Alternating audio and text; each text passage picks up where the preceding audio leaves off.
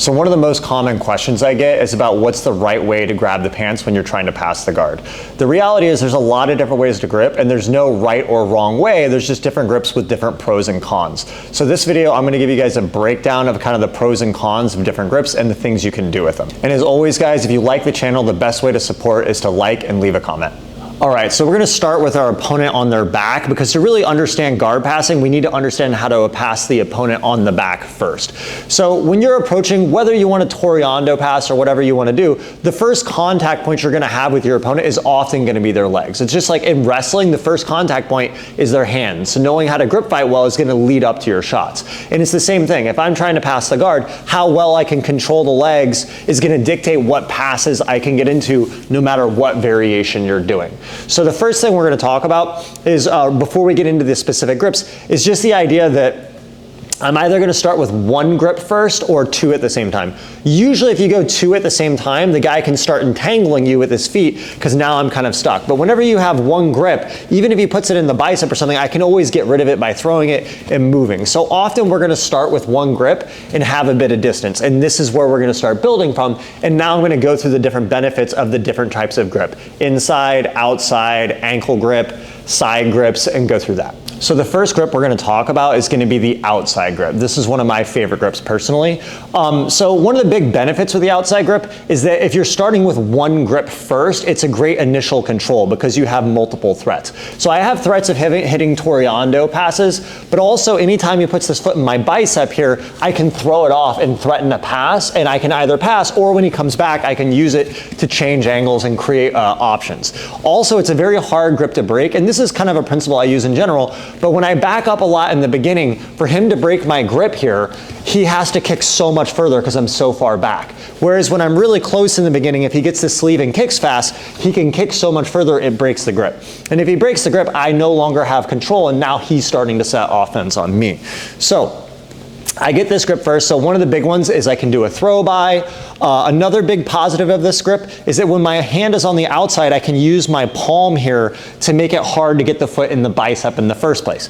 So if I'm controlling here and he tries to put the foot in the bicep, I can use that palm on the outside, and I can use that to create movement and distortions to start setting up different passes as well. Another useful component of this is it's much harder for your opponent to loop around your grip. If I'm on the outside here and he goes under and around, my wrist kind of blocks. There's like no slack in the gi by the time he gets around here, so he cannot loop over. This I'll talk about when I talk about the inside grips, can be a negative here because if he comes over top, my grip gets kind of messed up and I have to re-grip. Another powerful component of the outside grip is that when I go around to pass, I can get a really strong drive if I have the outside grip on the top arm that I'm controlling. So sometimes when you're on the inside, and I drive here, his knee can kind of turn over and it buckles my wrist's ability to drive, right? Whereas if I get the right angle and I hit and this foot's not in the bicep, when I drive, I get this really strong pressure. And sometimes I can even spin him as he tries to resist it, because when I have this low angle with a strong drive, he can't really move and it creates a lot of good openings.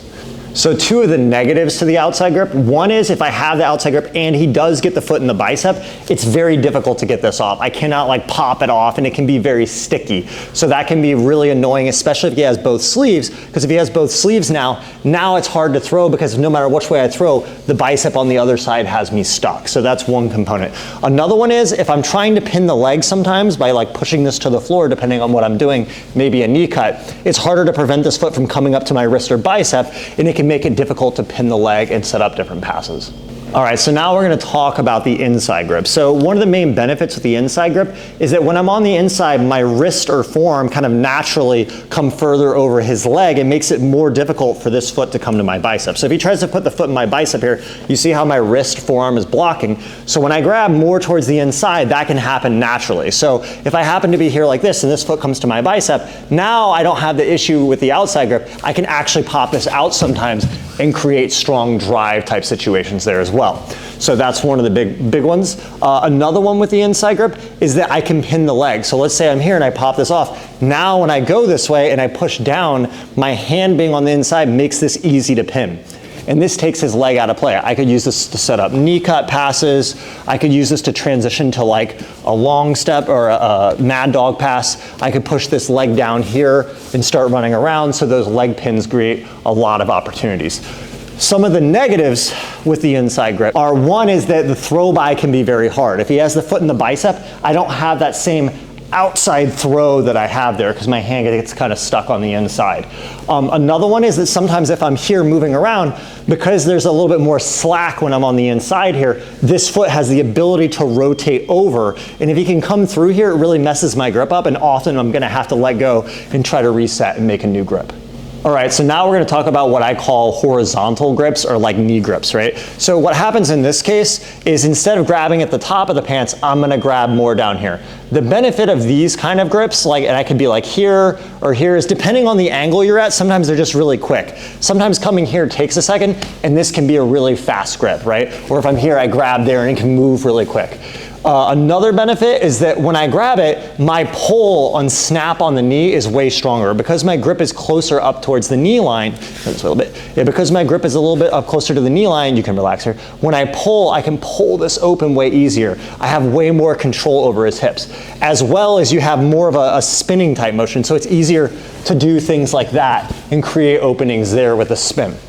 Now the negative with this is that I don't control where his feet can go as much. So if I grab here and his foot comes to my bicep, I don't have any ability to pop that off in the same way that I had with, say, an inside grip, for example, right? So whenever you're doing this, I might have a grip here or something, and I catch this really quick, even the knee sometimes, and I can do a quick movement. But if I'm here and this foot comes in the bicep, it can be a little bit more sticky. So now we're going to talk about the benefits of like ankle grips, right? So one of the big benefits with ankle grips is it's not gi dependent. I'm going to talk a little bit about the effect the gi pants can have later, but sometimes like your opponent's gi pants might slide up or something, so you want to get a certain grip, and it's very difficult, right? The ankle is really reliable. It transitions to no gi as well, so that's a huge benefit.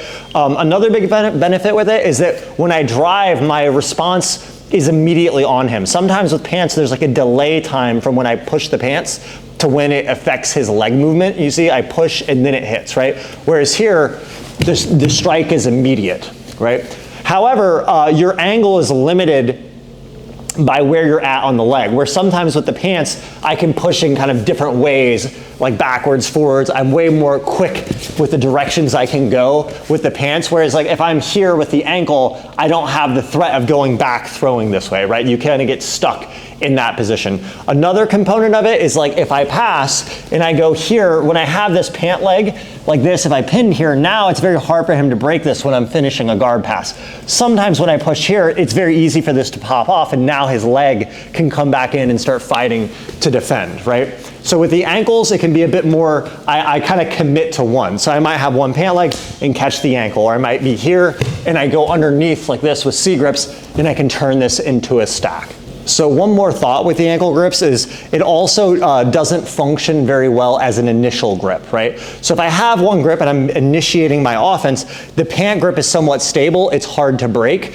Like this, I can be in a good position and make this hard to break. Whereas if I have an ankle, no matter how I'm grabbing, there's some weakness between my finger and thumb that he can kick off, right? So if I was just here like this, he's not as stuck. He could kick his foot that way really quick and kick it off. He might grab my wrist and break it off really quick, and I don't have a grip.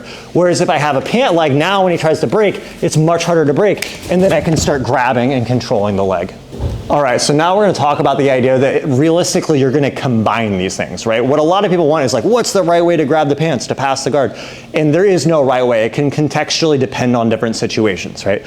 So like if I'm here, for example, and this leg is down and his hand is really protecting this, then I know it's going to be hard to pin this because he's going to break. And if this foot is up here, I might come straight in on an outside grip, and now I know I have the threat of a throw by this way.